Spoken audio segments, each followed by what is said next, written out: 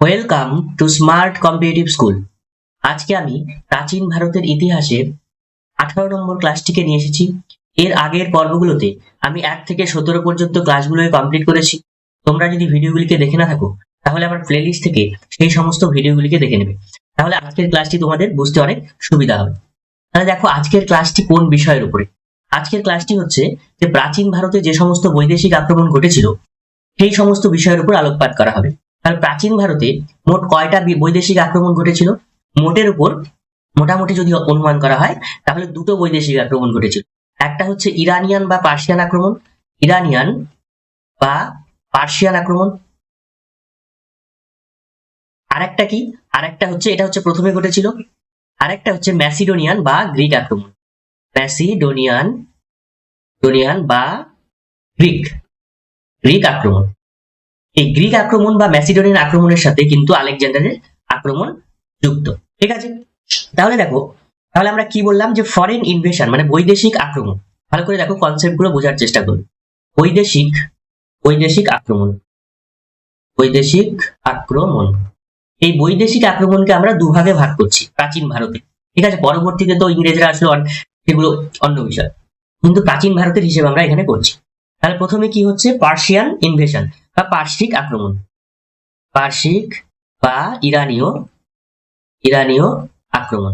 ঠিক আছে, আক্রমণ। আরেকটা কি? আরেকটা হচ্ছে ম্যাসিডোনিয়া বা গ্রিক আক্রমণ, ম্যাসিডোনিয়ান বা গ্রিক আক্রমণ। এর পিডিএফ কিন্তু তোমরা আমার টেলিগ্রাম চ্যানেলে পেয়ে যাবে। ঠিক আছে, আক্রমণ হলো। এবার দেখো পারস্য, তার প্রথমে কোন আক্রমণটা ঘটেছিল? পারস্য বা ইরানীয় আক্রমণটা কিন্তু প্রথমে ঘটেছিল, এবং তারপরে এর হাত ধরে কে আসলো? ম্যাসিডোনিয়ান বা গ্রিক আক্রমণ। এবার প্রাচীন পরাশক্তি মানে পার্শ্বিক বা ইরান, আর একটা হচ্ছে গ্রিক বা ম্যাসিডোনিয়া। এরা কি করলো? এরা হচ্ছে ওয়ার্ল্ড সুপ্রিমেসির জন্য লড়াই করতে শুরু করলো। মানে এই দুটো কি শক্তিশালী ছিল, স্বাভাবিকভাবেই বিশ্বে কে রাজত্ব করবে তাদের জন্য কি মাঝে মাঝে কি হতো, এদের মধ্যে দ্বন্দ্ব বিবাদ লেগে থাকতো। ঠিক আছে, তাহলে এই বিষয়টা বোঝা গেল যে এই দুটো কিন্তু প্রাচীন ভারতে মানে প্রাচীন ইতিহাসে একটা দুজন পরাশক্তি হিসাবে বিবেচিত হতো। বোঝা গেল? এবার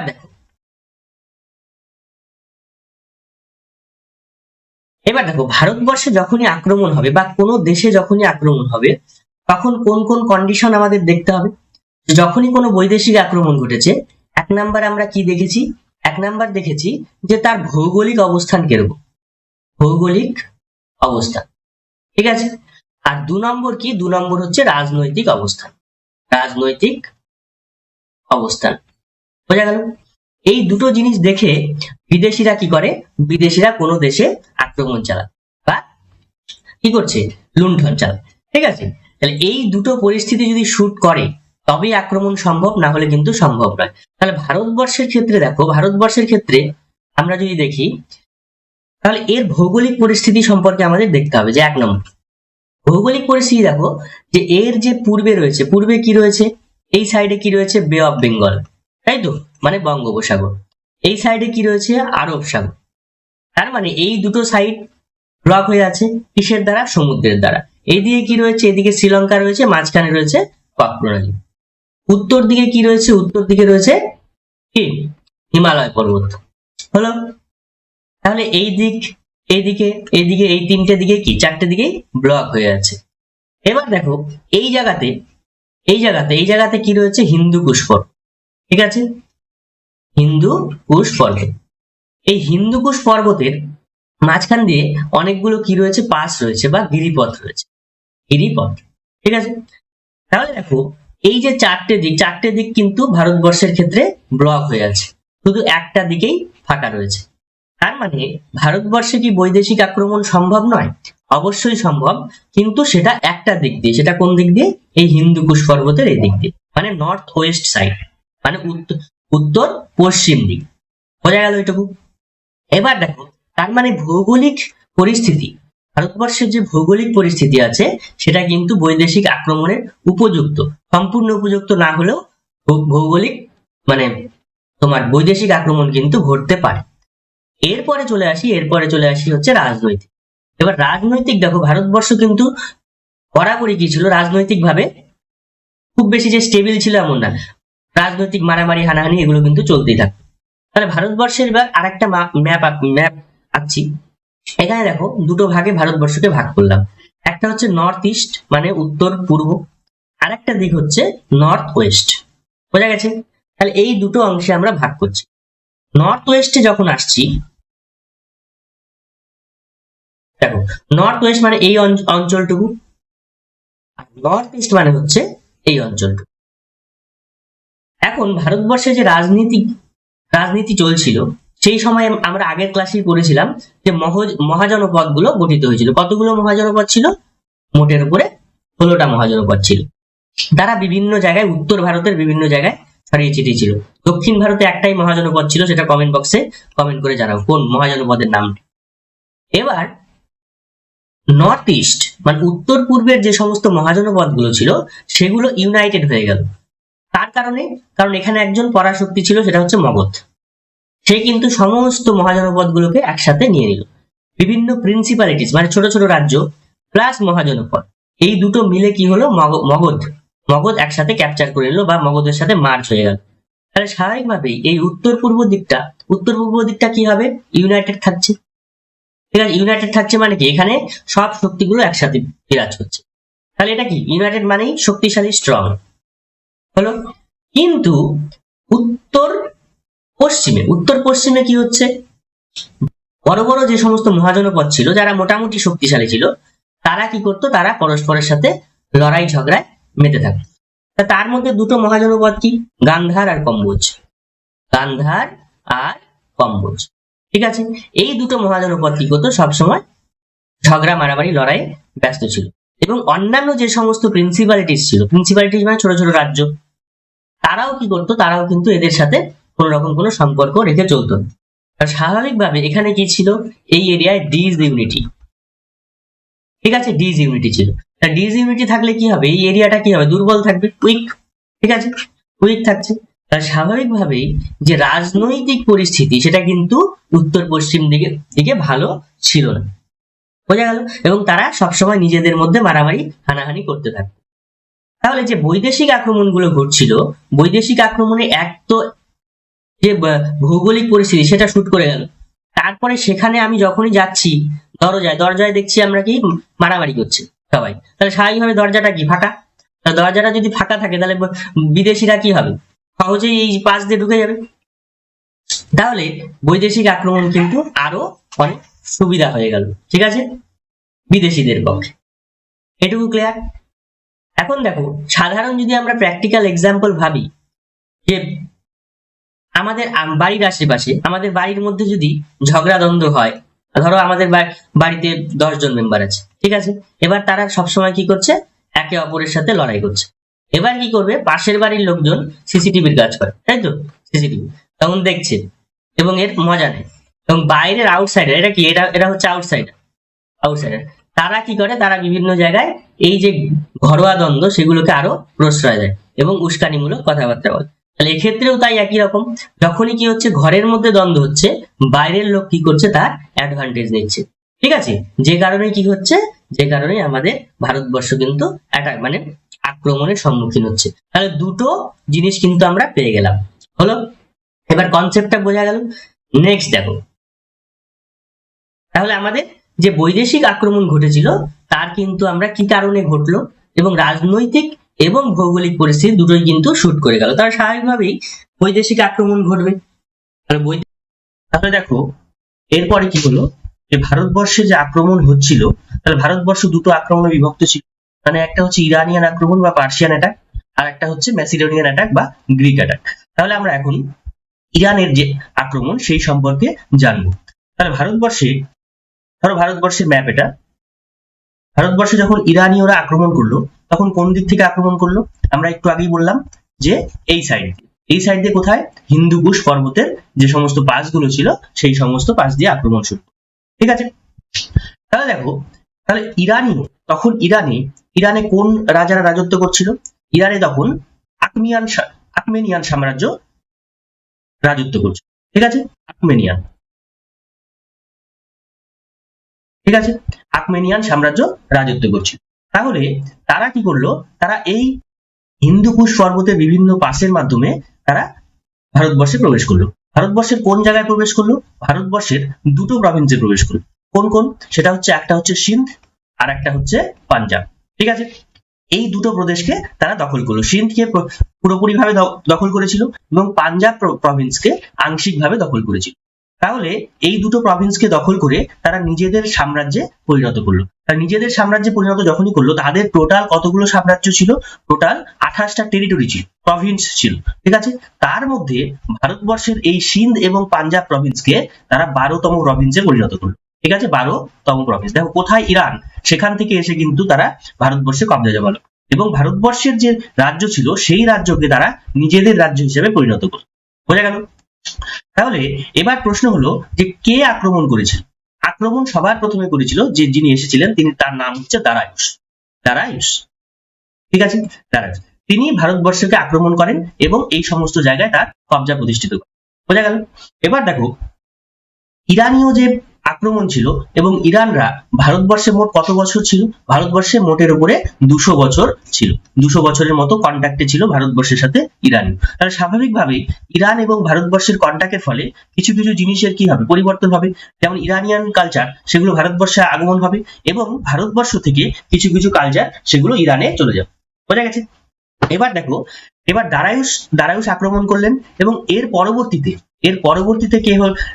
তার শাসনকর্তা কে ছিল? এর পরবর্তীতে তার পুত্রের নাম কি? সাইরাস। ইংরেজিতে বানানটা কিন্তু আলাদা একটু। ইংরেজিতে বানানটা কি? XES। ঠিক আছে, পরবর্তী শাসক কে ছিলেন? সাইরাস। তাহলে সাইরাস যখন আক্রমণ করলেন, মানে সাইরাস যখন রাজত্ব করছিলেন, তখন ভারতবর্ষে আরেকটা পরিবর্তন কি হলো? তিনি ভারতবর্ষে যে সমস্ত সৈন্যবাহিনী ছিল, তাদেরকে তিনি নিজের কাজে ব্যবহার করলেন। নিজের কাজে কি? আগেই আমরা বলেছি যে প্রাচীন বিশ্বে দুটো পরাশক্তি ছিল মূলত, সেটা হলো ইরানীয় শক্তি এবং আরেকটা হচ্ছে ম্যাসিডোনিয়ান বা গ্রিক শক্তি।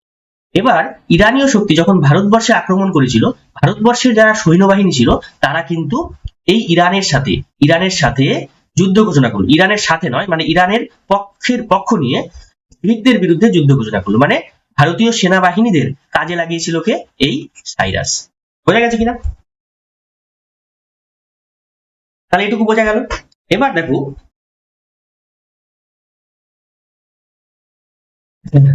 তাহলে এই যে ইরানীয় আক্রমণ ঘটলো, এর ফলাফল স্বরূপ কি হলো? এর ফলাফল তো কিছু হবে। আমি কি বললাম? যে 200 বছর ধরে ভারতে ইরানীয়রা বসবাস করত। তাহলে তার ফলাফল কি হবে? তার ফলাফল তো কিছু হবে, যে ভারতের যে কালচার সেগুলো ইরানে যাচ্ছে, ইরানের কালচার সেটা ভারতবর্ষে আসছে, ব্যবসা বাণিজ্যের উন্নতি হচ্ছে। ঠিক আছে, ট্রেড অ্যান্ড কমার্সের কি হচ্ছে? প্রচুর পরিমাণে উন্নতি হচ্ছে। কি করে বুঝলাম এই কারণে যে ইরানীয় যে সমস্ত কয়েন গুলো রয়েছে, সেই কয়েনের অস্তিত্ব কিন্তু আমরা ভারতবর্ষের বুকে পেয়েছি। বোঝা গেল? আরেকটা হচ্ছে খারষ্টি স্ক্রিপ্ট, যেটা পরবর্তীতে অশোকের ইনস্ক্রিপশন লিপি থেকে কিন্তু পাওয়া যায়। অশোকের জীবনে কিন্তু এই খারষ্টি স্ক্রিপ্টের মধ্যে কিছুটা লেখা ছিল। ঠিক আছে, তাহলে দেখো খারষ্টি স্ক্রিপ্টটা কিভাবে লেখা হয়, সেটা হচ্ছে আমরা সাধারণত কোন দিক থেকে কোন দিকে লিখি? বাম দিক থেকে ডান দিকে। ঠিক আছে, কিন্তু খারষ্টি স্ক্রিপ্টটা কিভাবে লেখা হতো? ডান দিক থেকে শুরু করে বাম দিক, এইভাবে লেখা হতো। এবং এটা কি? এটা হচ্ছে ইরানীয় একটা লিপি। তাহলে স্বাভাবিকভাবে ইরানীয় যে লিপি রয়েছে সেটা ভারতবর্ষে প্রচলন শুরু হলো। বোঝা গেছে? এমনকি মৌর্যদের সময় এই লিপির কিন্তু অস্তিত্ব লক্ষ্য করা যায়। রাইটিং মেথড, মানে ধরো একটা ওয়ার্ড পাওয়া গেছে ডিপি, এটাকে, এই ওয়ার্ডটা প্রচুর পরিমাণে ব্যবহার করা হতো। এটার অর্থ কি? এটার অর্থ ভারতীয় ভাষায় হচ্ছে লিপি। বোঝা গেল? এই ওয়ার্ডটা ইউজ করা হতো, এটা কিন্তু ইরানীয় ওয়ার্ড। ঠিক আছে, তাহলে হলো। এবার দেখো, এবার আরেকটা বিষয় কি হলো? আরেকটা বিষয় হলো যে ভারতবর্ষে যখন 200 বছর ধরে ইরানীয়রা এখানে রয়েছে, তাহলে অন্যান্য যে শক্তি রয়েছে, মূলত তখনকার দিনে শক্তিশালী কারা ছিল? একটু আগেই বললাম যে ইরানীয় এবং ম্যাসিডোনিয়া বা গ্রিক। এবার গ্রিকরা ভাবলো কি, যে এখানে যখন এতদিন ধরে ইরানীয়রা আছে, তাহলে নিশ্চয়ই সেখানে অনেক কিছু, অনেক ওয়েলদি, মানে হচ্ছে ধন সম্পদে পরিপূর্ণ আছে। তাহলে স্বাভাবিকভাবে আমরা কেন এটাকে ছেড়ে দেবো? তখন গ্রিকরা ভাবলো কি, যে আমরাও ভারতবর্ষকে আক্রমণ করবো। এবং এই ইরানীয় আক্রমণের ফলেই কিন্তু গ্রিক আক্রমণ কি হয়েছিল? গ্রিক আক্রমণ ত্বরান্বিত হয়েছিল এবং পরবর্তীতে আলেকজান্ডার, মানে এর পরে কি হলো? আলেকজান্ডার কিন্তু ভারতবর্ষে প্রবেশ করলেন। তাহলে আলেকজান্ডারের পর্ব শুরু হলো, মানে গ্রিক আক্রমণ। আলেকজান্ডার। এবার আলেকজান্ডার কিভাবে ভারতবর্ষকে আক্রমণ করলেন তার একটু গল্প আমাদের জানতে হবে। আলেকজান্ডার সবার প্রথমে কোথায় কোথায় আক্রমণ চালিয়েছিলেন? সবার প্রথমে তিনি কিন্তু বিশ্ব জয় করতে চেয়েছিলেন। তাহলে কোথায় কোথায় আক্রমণ করতে চেয়েছিলেন? সবার প্রথমে তিনি এশিয়া মাইনরকে দখল করেন। এশিয়া মাইনর, ঠিক আছে। এশিয়া মাইনর থেকে কোথায় আসলেন? এশিয়া মাইনর থেকে আসলেন ইরাকি, ঠিক আছে। এখান থেকে আসলেন কোথায়? ইরাকি, ইরাক। তারপরে তারপরে কোথায় আসলেন? Iran, Iran. তারপরে কোথায় আসলেন? তারপরে চলে আসলেন কাবুল। কাবুল মানে যেটা আফগানিস্তানে রয়েছে, কাবুল, ঠিক আছে। এরপরে কোথায় আসলেন? এরপরে আসলেন ভারতবর্ষ মানে ইন্ডিয়া। ইন্ডিয়া, ইন্ডিয়া কি দিয়ে কোথায় দিয়ে ঢুকলেন? ওই সেই হিন্দুকুশ পর্বতের ওখানে কি রয়েছে? খাইবার পাস। খাইবার পাস, খাইবার পাস দিয়ে কি করলো? ভারতবর্ষে প্রবেশ করলো। ভারতবর্ষে প্রবেশ করলো, নিজেই একা একা প্রবেশ করেছে কি? তা করেনি, তার বিশাল সৈন্যবাহিনী নিয়ে তিনি ভারতবর্ষে প্রবেশ করলেন, ঠিক আছে। কত খ্রিস্টপূর্বাব্দে? এটা ধরে নাও যে 326 বিসিতে, ঠিক আছে, 326 বিসিতে। এবার ভারতবর্ষে প্রবেশ করলো।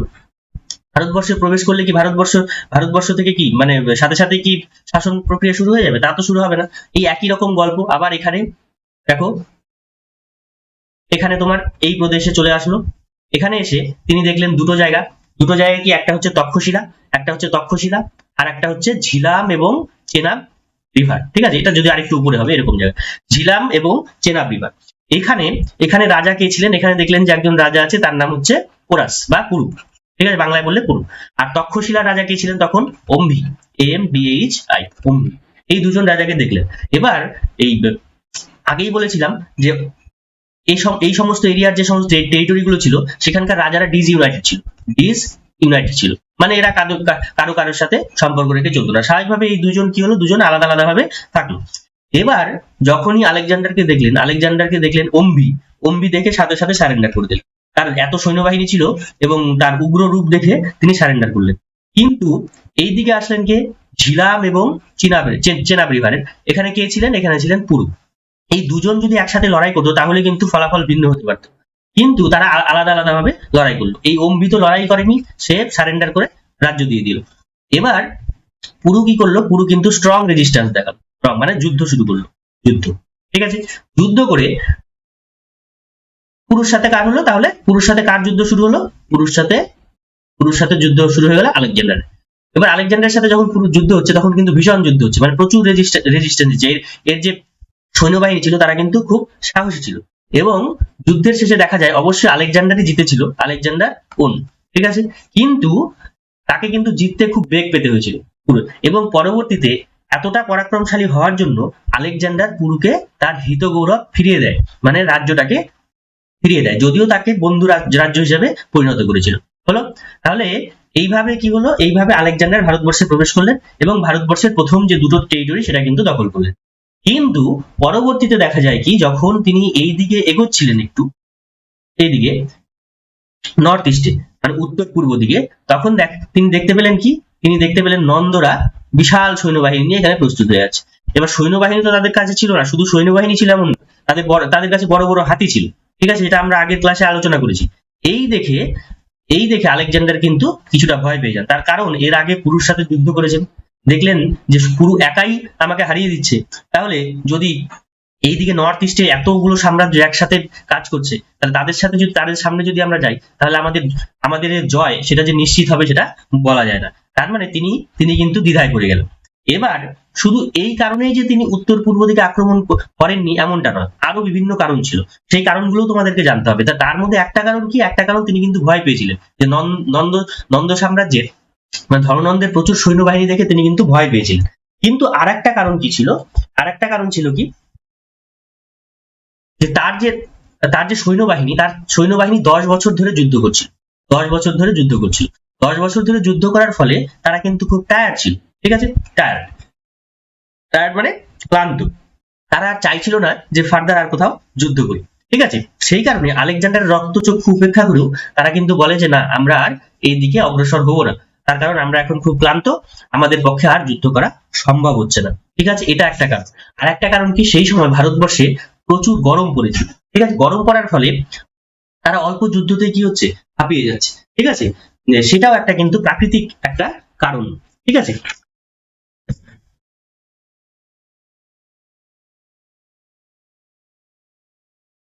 তাহলে এটুকু বোঝা গেল। এবার দেখো ভারতবর্ষে আলেকজান্ডার কেন আক্রমণ করলেন। আলেকজান্ডার কেন আক্রমণ করলেন? প্রথম কারণটা তো আমরা বললাম যে ইরান ভারতবর্ষে 200 বছর ধরে রাজত্ব করেছিল। এখান থেকে বিভিন্ন ধন সম্পত্তি তারা কিন্তু ইরানে নিয়ে গিয়ে তারা নিজেরা অর্থ সম্পন্ন হয়েছিল, এটা একটা কারণ। 2 নম্বর কারণ কি?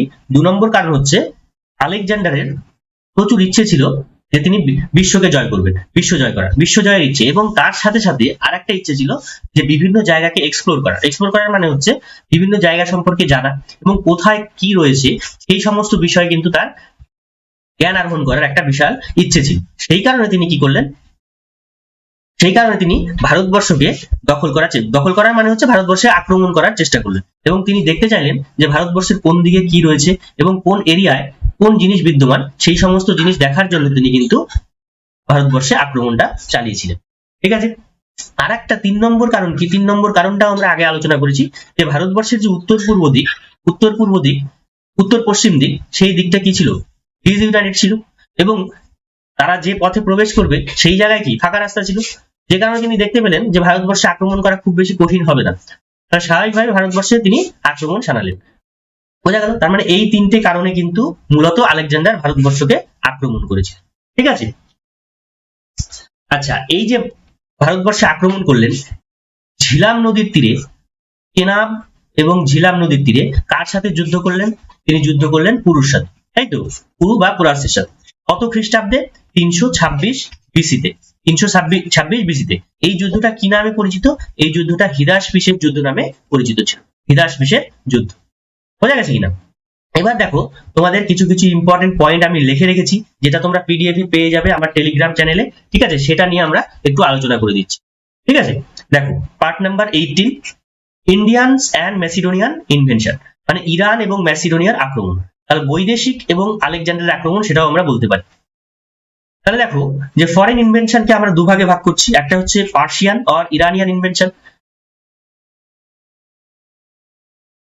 আর আরেকটা হচ্ছে ম্যাসিডোনিয়ান অর আলেকজান্ডার ইনভেনশন, মানে ম্যাসিডোনিয়া বা আলেকজান্ডারের আক্রমণ। তাহলে এবার দেখো, Iranian and Macedonia was fighting for the supremacy, মানে ইরান এবং ম্যাসিডোনিয়া কি করলো? তাদের বিশ্বের মধ্যে কবজা জমানোর জন্য তারা কি করছে? তারা সবসময় যুদ্ধ এবং বিগ্রহে আবদ্ধ থাকছে, যাতে কি বোঝানো যায় যে আমরা বিশ্বের মধ্যে একমাত্র পরাশক্তি। এই দুজনে কি? এই দুজন পরাশক্তি ছিল, এবং তারা স্বাভাবিকভাবে দুটো শক্তিশালী দেশ যখন কি হবে একে অপরের সাথে থাকবে, তখন কি হবে? যুদ্ধ লাগবে। এবং তারা কিন্তু সবসময় যুদ্ধে আগ্রহী ছিল, মানে কি দেখানোর জন্য? যে বিশ্বকে দেখানোর জন্য যে কারা বেশি সুপার পাওয়ার। বোঝা গেছে কিনা? এখন দেখো, এবার ইন্ডিয়ার এই যে ভারতবর্ষে যে আক্রমণ ঘটলো, ভারতবর্ষে আক্রমণ ঘটার যেগুলো কিন্তু আমি একটু আগে বুঝিয়ে দিয়েছি সবগুলো। ভারতবর্ষকে দুটো ভাগে ভাগ করছি, একটা হচ্ছে নর্থ ওয়েস্ট এই পজিশনটা, আর একটা হচ্ছে নর্থ ইস্ট। এখানে কি আছে? এখানে প্রিন্সিপালিটিস এর মধ্যে কম্বোজ, গান্ধার এগুলো আছে। এগুলো কি করছে? Fighting among them. তাহলে ফাইটিং যদি করতে থাকে, তার মানে কি হবে? তারা ডিসইউনাইটেড, মানে একত্রিত হচ্ছে না। কিন্তু উত্তর পূর্ব দিকে কি হলো? উত্তর পূর্ব দিকে প্রিন্সিপালিটিস ওগুলোর মধ্যে কি ছিল? রিপাবলিক্স, এগুলো মার্জ হয়ে গেল। কার সাথে মার্জ হয়ে গেল? মগধ সাম্রাজ্যের সাথে মার্জ হয়ে গেল, এবং মার্জ হওয়ার ফলে তারা ইউনাইটেড থাকলো। তাহলে স্বাভাবিকভাবে এই দিকের পোর্শনটুকু কি হচ্ছে? আক্রমণ হচ্ছে না, আক্রমণ করতে পারছে না, হচ্ছে না বললে ভুল হবে, করতে পারছে না। ঠিক আছে, ভারতীয় রাজারা দিচ্ছে না, কিন্তু এইদিকে কি হলো? এইদিকে ডিসইউনাইটেড থাকলো, তাহলে স্বাভাবিকভাবে শক্তিটা কমে যাচ্ছে। পরবর্তীতে দেখো, তাহলে এর রেজাল্ট কি হলো? নর্থ ওয়েস্ট বিকাম দ্য সব জোন ফর দ্য ইনভেডার্স, মানে এই যে উত্তর পশ্চিম অংশটা কি হলো? সব জোনে পরিণত হলো। যারা আক্রমণকারী তারা কি করবে? তারা ওই দিকেই আক্রমণ করবে, কারণ ওই দিকটা দুর্বল ছিল। Reasons for the inventions of ইরানের আক্রমণের কারণ কি? এক নাম্বার কারণ ডিসইউনিটি, উত্তর পশ্চিম দিকে অসাম্য ছিল। 2 নম্বর কারণ কি? 2 নম্বর কারণ হচ্ছে north West area was an wealthy reason, মানে নর্থ ওয়েস্ট এরিয়াটা কি ছিল? এই এরিয়াটা অনেক বেশি সম্পদশালী ছিল। স্বাভাবিকভাবে বিদেশিদের কি হচ্ছে? চোখ এখানে পড়ছে। It can be crossed through the passes of Hindu Kush region, তার মানে হিন্দুকুশ রিজিয়নের যে সমস্ত পাসগুলো ছিল, সেই পাস দিয়ে কি হচ্ছে? এই জায়গায় আক্রমণ চালানো যাচ্ছে। তাহলে এতগুলো কারণে কি হলো? ইরানের আক্রমণ সংগঠিত হলো। দেখো, এগুলো কিন্তু সবই বুঝিয়ে দিয়েছি, জাস্ট ইংলিশে লেখা আছে, সেগুলোকে বাংলায় ট্রান্সলেট করে দিই। দেখো রেজাল্ট কি হচ্ছে? রেজাল্ট হচ্ছে ইরানে কে ছিল? আর্মেনিয়ান রুলার ছিল সেই সময়। ইরান টুক দ্য অ্যাডভান্টেজ, তাহলে এর অ্যাডভান্টেজটা নিল কে? Iran. They started to expand their territory, এবং তারা এই সাম্রাজ্যটাকে বাড়াতে শুরু করলো। At the same time when Magadha was expanding in India, তার মানে যখন একই টাইমে ইরানে আর্মেনিয়ান সাম্রাজ্য ছিল, সেই সময় ভারতবর্ষে মগধ সাম্রাজ্য ছিল। মগধ সাম্রাজ্য কোন দিকে ছিল? উত্তর পূর্ব দিকে। সেই সময় কিন্তু আর্মেনিয়ান সাম্রাজ্যের যে সমস্ত রাজাগণ ছিলেন তারা ভারতবর্ষকে আক্রমণ চালিয়েছিলেন। বোঝা গেছে কিনা? Iranian ruler Darius penetrated through the passes and annexed Sindh and some part of Punjab province. তাহলে ইরানিয়ান রুলার কে ছিলেন? দারায়ুস। তিনি কি করলেন? তিনি ভারতবর্ষের সিন্ধু প্রদেশ এবং পাঞ্জাবের কিছু অংশ দখল করে নিলেন। ঠিক আছে। Punjab and Sindh become the 12th Province of Iranian empire.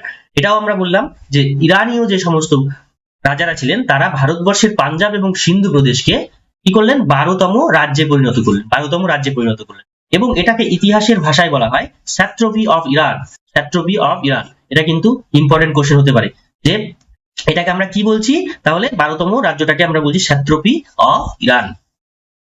এরপরের শাসক কে ছিলেন? এরপরের শাসক ছিলেন successor of Darius was Cyrus. সাইরাসের বানানটা দেখবে ইংলিশ বানানটা, ঠিক আছে?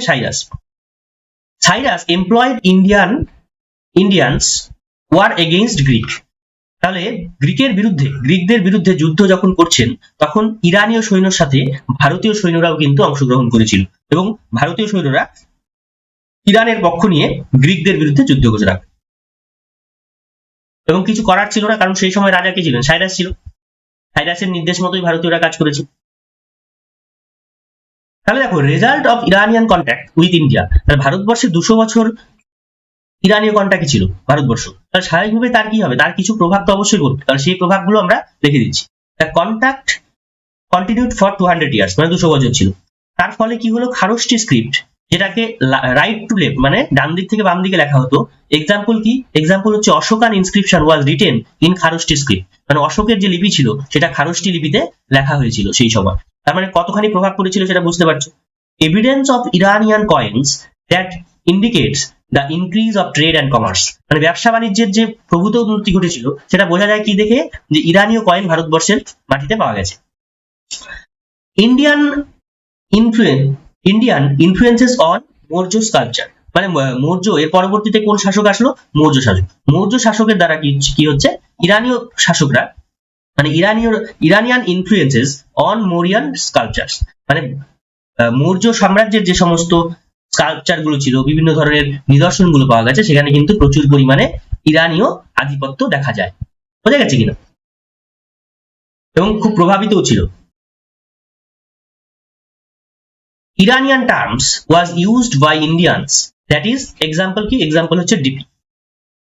Due to Iranian invasion, Greek came to know about the wealth, মানে ইরানীয় আক্রমণের ফলেই গ্রিকরা কিন্তু ভারতবর্ষের সম্পত্তি সম্পর্কে জানতে পারে, ঠিক আছে? Of India. It promote to invade of Alexander, এটাই কি হলো? এটাই আলেকজান্ডারের আক্রমণের কিন্তু একটা অন্যতম প্রধান কারণ ছিল। Under the leadership of Alexander the Greek defeated ইরানস, তার মানে আলেকজান্ডারের সময়, মানে আলেকজান্ডার যখন শাসন করছিলেন সেই সময় কি হলো? সেই সময় কিন্তু গ্রিকরা ইরানীয়দের হারিয়ে দেয়। বোঝা গেছে? এর আগেও তো যুদ্ধের মধ্যে ছিল তারা, কিন্তু সেই সময় হারাতে পারেনি, কিন্তু যখন আলেকজান্ডার আসলো তখন কিন্তু ইরানীয়দের হারিয়ে দেয়। ঠিক আছে। আলেকজান্ডার অ্যানেক্সড এশিয়া মাইনর, প্রথমে এশিয়া মাইনর, তারপরে কোথায় আক্রমণ করলো? ইরাকে, তারপরে কাবুল, তারপরে ইন্ডিয়ার কোথায় দিয়ে ঢুকলো? খাইবার পাস, এই দেখো খাইবার পাস দিয়ে ঢুকে গেল ভেতরে, হলো। এবার দেখো যে হোয়াই আলেকজান্ডার ইনভেনশন, আলেকজান্ডার কেন ভারতবর্ষকে আক্রমণ করলেন? Herodotus the father of history, মানে ইতিহাসের জনক কাকে বলা হয়? হেরোডোটাসকে। তিনি কি করলেন? তিনি ভারতবর্ষকে এমন ভাবে ডিজাইন করলেন তার লেখায় যে ভারতবর্ষ প্রচুর সম্পত্তিশালী একটা দেশ, এবং ছিলও তাই। সেই সময় ভারতবর্ষ কিন্তু প্রচুর সম্পত্তিশালী বা বিত্তশালী ছিল। সেটাই হেরোডোটাস কিন্তু লিখেছিলেন। হেরোডোটাসকে কি বলা হয়? ফাদার অফ হিস্টোরি, মানে ইতিহাসের জনক বলা হয় হেরোডোটাসকে। তিনি এই ধরনের ভাষা লিখছেন। তাহলে স্বাভাবিকভাবেই আলেকজান্ডার বুঝতে পারেন যে হ্যাঁ, সত্যি ভারতবর্ষে হয়তো প্রচুর পরিমাণে ধন সম্পত্তি রয়েছে, তার উপরে কি দেখলেন, তার উপরে দেখলেন তার প্রতিদ্বন্দ্বী ইরান ভারতবর্ষে কবজা জমিয়ে বসে আছে, তাহলে স্বাভাবিকভাবে যদি আমরা ওখানে যাই তাহলে আমাদেরও প্রচুর পরিমাণে সম্পত্তি আমাদের দেশে আনতে পারবো। ঠিক আছে, নেক্সট কারণ কি, যে Alexander strong passion for geographical inquiry. এটাও আমরা আগে বলেছি যে আলেকজান্ডারের কিন্তু প্রবল ইচ্ছা ছিল, ঠিক আছে, প্রবল ইচ্ছা ছিল যে বিভিন্ন দেশ বিভিন্ন জায়গা ঘুরে দেখে সেই সমস্ত জায়গাগুলোকে এক্সপ্লোর করা। বুঝা গেছে কিনা? তারপরে দেখো, political condition of north West suited his plan. কেন? নর্থ ওয়েস্টে ডিসইউনিটি ছিল, স্বাভাবিকভাবে আক্রমণ করতে কিন্তু অনেক সুবিধে হয়েছে। এবার দেখো, এবার ইন্ডিয়ানস উইথ আলেকজান্ডার তো ভারতবর্ষে প্রবেশ করে গেল, তাহলে এবার কি হলো, এবার তক্ষশিলা রাজা কে ছিলেন? তক্ষশিলা রাজা ছিলেন অম্বি সাথে সাথে সারেন্ডার করে দিলেন, কোনো বিনা যুদ্ধে সারেন্ডার করলেন। কিন্তু ঝিলাম এবং চেনাব নদীর উপত্যকায় কে ছিলেন? পুরু। তিনি কি করলেন? শোড স্ট্রং রেজিস্ট্যান্স, মানে তিনি প্রবল প্রতিরোধ গড়ে তুললেন, এবং পুরুষ লস্ট ইন দিস ব্যাটেল, সেই সময় পুরু কিন্তু হেরে গিয়েছিলেন। কিন্তু আফটার অবজার্ভিং দ্য পুরুষ কারেজ, মানে পুরুর সাহস দেখে and bravery, Alexander gave his territory and made him ally, তাকে বন্ধুতে পরিণত করলেন, বন্ধু রাজ্যে পরিণত করলেন। কেন? তিনি দেখলেন কারেজ মানে সাহস, তার সাহস দেখে তিনি তার রাজ্যকে পুনরুদ্ধার মানে ফিরিয়ে দিলেন। এবার দেখো, why Alexander could not move further, তিনি কেন ভারতবর্ষে এসে গোটা ভারতবর্ষকে দখল করতে পারলেন না, তিনি জাস্ট এই উত্তর পশ্চিম দিকে সীমাবদ্ধ থাকলেন। এটাও আমরা বলেছি সবার প্রথমে কি, হট ক্লাইমেটিক কন্ডিশন, ভারতবর্ষের ওয়েদার কিন্তু তখন কিন্তু খুব গরম ছিল, যে কারণে তাদের যে সৈন্যবাহিনী ছিল তারা অগ্রসর হতে চায়নি। সেকেন্ড কারণ কি, 10 years of continuous campaigning of his soldiers, they were tired, তারা কি ছিল? দুর্বল ছিল, তারা যুদ্ধ করতে এগোতে চায়নি। Indian soldiers along the river banks were very powerful, তিনি আগেই বুঝতে পেরেছিলেন যে পুরুষ সাথে যখন যুদ্ধ হয় যে নদীর ধারে, সেই সময় তিনি বুঝতে পেরেছিলেন যে এইটুকু সৈন্য আমাকে কাবু করে দিচ্ছে, তাহলে এতগুলো সৈন্য যদি আমরা নন্দদের সাথে যুদ্ধ করি তাহলে স্বাভাবিকভাবে আমাদের জয়লাভ কিন্তু অত সহজ হবে না, এমনিতেই আমাদের সৈন্যরা টায়ার্ড হয়ে আছে, সেই কারণে ফার্দার আর আগায়নি। Presence of strong army of Nandas, এটাও বলা হলো যে নন্দদের শক্তিশালী যে আর্মি ছিল তাদের দেখে কিন্তু তিনি চলে গেলেন।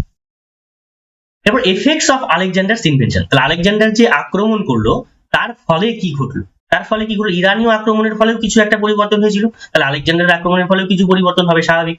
তাহলে first time in ancient Europe and ancient India come in close contact, এই প্রথমবার এনসিয়েন্ট ইউরোপিয়ান কান্ট্রি এবং এনসিয়েন্ট ইন্ডিয়া মানে প্রাচীন ভারত, এই দুজন ক্লোজ কন্টাক্টে চলে আসলো। বোঝা গেছে কিনা? তারা একসাথে আসলো এবং তাদের মধ্যেকার যে সমস্ত কালচার গুলো হচ্ছে তাদের আদান প্রদান শুরু হলো। ইনক্রিজড ট্রেড অ্যান্ড কমার্স, ব্যবসা বাণিজ্যের উন্নতি ঘটলো। It exposed India to Europe by opening a 4 distinct line, মানে 4টে রুট খুলে গেল। 4টে রুট কি? কমিউনিকেশন মানে যোগাযোগের 4টে রুট খুলে গেল। 3 বাই ল্যান্ড, 3টে হচ্ছে স্থলপথে এবং 1 বাই সি মানে একটা হচ্ছে জলপথে। তাহলে বুঝতে পারলে তো টোটাল ভারত এবং ইউরোপ, এনসিয়েন্ট ইন্ডিয়া এবং এনসিয়েন্ট ইউরোপের মধ্যে কয়টা পথ খুলে গেল? 4টে পথ খুলে গেল। 3টে হচ্ছে ল্যান্ড মাধ্যমে মানে স্থলপথে 3টে রাস্তা পেল এবং জলপথে একটা রাস্তা পাওয়া গেল। ঠিক আছে, তাহলে স্বাভাবিকভাবে পরবর্তীতে কি হবে, যখন দেশ অগ্রসর হবে তখন তাদের সাথে ব্যবসা বাণিজ্য আরো সুবিধা হবে। Due to cultural contact a cosmopolitan school of art, মানে দুটো কালচার মিক্সড হয়ে যাচ্ছে, তাহলে স্বাভাবিকভাবে কি হবে, একটা মিক্সড কালচার তৈরি হচ্ছে। Hellenistic art came up in Gandhara, এবং গান্ধারাতে বিভিন্ন ধরনের যে সমস্ত আর্ট গুলো রয়েছে সেগুলো কিন্তু ইমপ্লিমেন্ট হচ্ছে। বোঝা গেছে কিনা? এস্টাবলিশড গ্রিক সেটেলমেন্ট বৃদ্ধি পেয়েছিল, গ্রিক দেশ থেকে লোকজন এসে ভারতবর্ষে বসতি স্থাপন করেছিল। New state formed named Alexandria নামে একটা নতুন রাজ্য গঠন হয় ইন কাবুলে, এবং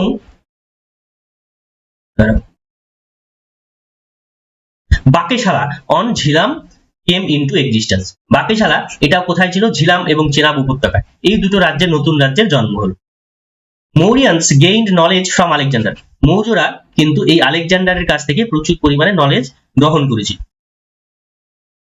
হয়ে গেল, তাহলে এগুলো হচ্ছে ইম্প্যাক্ট, আলেকজান্ডার আসার ফলে তার কি কি প্রভাব পড়লো সেটা আমরা দেখতে পেলাম। এবার দেখো সাম ইম্পর্টেন্ট ফ্যাক্টস, আমাদের কিছু ওয়ান লাইনার মনে রাখতে হবে, যেগুলো পরীক্ষায় কিন্তু খুব আসে, ইম্পর্টেন্ট। আলেকজান্ডার এর জন্ম কত 356 বিসি, মৃত্যু কত 323 বিসি। তার মানে তার লাইফ স্প্যান কিন্তু খুব বেশি ছিল না, এইটুকু লাইফ স্প্যানের মধ্যে তিনি বিশ্বের অনেক অংশই কিন্তু ক্যাপচার করে ফেলেছিলেন। ঠিক আছে। Was the son of Philip, তার পিতার নাম কি ছিল? তার পিতার নাম ছিল ফিলিপ, যিনি ম্যাসিডোনিয়ার রাজা ছিলেন। ম্যাসিডোনিয়া মানে হচ্ছে Greek. Battle of Hydaspes on the bank of Jhelum on 326 BC, Puru versus Alexander, মানে পুরু এবং আলেকজান্ডারের যে যুদ্ধটা হয়েছিল সেটা কত সালে হয়েছিল? 326 বিসিতে। কোথায় হয়েছিল? ঝিলাম নদীর উপত্যকায়।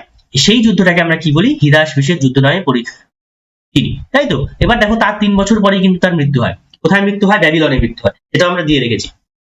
দেখো তারপর হয় না, Alexander reached Beas, his soldier refused to go further. তিনি যখন বিয়াস নদীর তীরে পৌঁছান, তার সোলজার যারা ছিল, তার যে আর্মি ছিল, তারা কিন্তু সামনের দিকে আর মুভ করতে চায়নি। So he was force to revert, মানে সেই কারণে তিনি আবার ফিরে আসতে বাধ্য হন, তিনি আর ভারতবর্ষের দিকে আগাননি। পরবর্তী দেখো, to mark his farthest point, মানে তিনি যে আক্রমণ করলেন ভারতবর্ষে আক্রমণ করলেন, তো সেটার চিহ্ন কি? সেটার চিহ্ন একটা রাখতে হবে। তো সেই চিহ্ন রাখার জন্য তিনি কি করলেন? হিজ অ্যাডভান্স হি ইরেক্টেড 12 হিউজ স্টোন অল্টার্স, মানে পাথরের বেদি স্থাপন করলেন। কয়টা? 12টা। ঠিক আছে, বড় বড় বেদি স্থাপন করলেন। কোথায়? On the northern bank of Beas, মানে বিয়াস নদীর উত্তর দিকে। ঠিক আছে, উত্তর দিকে তিনি 12টা এরকম স্তূপ স্থাপন করলেন, পাথরের স্তূপ, যাতে পরবর্তীতে মানুষ বুঝতে পারে যে হ্যাঁ, আলেকজান্ডার এখানে আক্রমণ। Remains India for 19 months and died on 320 BC at Babylon, এটা হচ্ছে মেসোপটেমিয়া। তাহলে তিনি ভারতবর্ষে কতদিন ছিলেন? 19 মাস ছিলেন। ঠিক আছে, 19 মাস ছিলেন, এবং তার মৃত্যু হয় কত খ্রিস্টপূর্বাব্দে? 323 খ্রিস্টপূর্বাব্দে। কোথায় মৃত্যু হয়? ব্যাবিলনে। সেটা কোথায় রয়েছে? ম্যাসিডোনিয়ায় রয়েছে। বোঝা গেছে কিনা? তাহলে এই পর্যন্তই আজকের ক্লাসটি। কোথাও তোমাদের বুঝতে সমস্যা হলে অবশ্যই কমেন্ট বক্সে কমেন্ট করে জানাবে। আর ভিডিওটিকে ভালো লাগলে তোমরা লাইক, শেয়ার এবং সাবস্ক্রাইব করবে। অবশ্যই কমেন্টে কিছু জানিয়ে যাবে, যাতে আমি বুঝতে পারি যে তোমরা এই ক্লাসটিকে বুঝতে পারছো কিনা। ঠিক আছে।